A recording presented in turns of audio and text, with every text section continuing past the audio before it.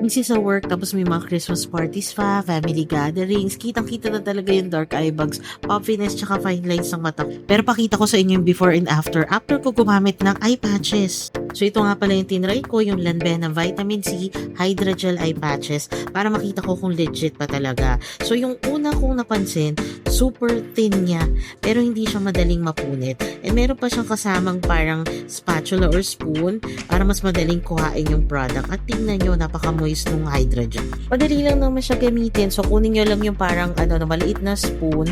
Tapos kukuha tayo ng hydrogel at ilalagay natin sa ilalim ng mata. Dapat magre-relax ka lang ng 10 to 15 minutes. Yung vitamin C, nakakatulong siya to lighten dark circles.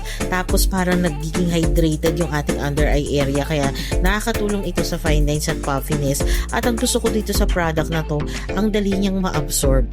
Baliktad pa ngayon pagkakalagay ko ng hydrogel, pero feeling ko kahit anong side naman ay pwedeng-pwede kasi moist na moist naman yung hydrogel. After 10 to 15 minutes, pwede nang tanggalin, tapos itap-tap lang natin para mas ma-absorb ng ating under eye yung essence or yung product.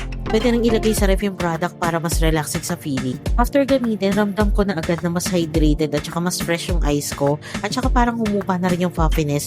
Hindi siya sticky at presko sa feeling. Kita niyo yung eye bags ko at saka yung puffiness. Honestly, may difference talaga at saka mas buhay yung mata ko kahit puyat. Ipuyat ka lagi like me. Talagang worth it try itong Lanvena Vitamin C Hydrogel Patches.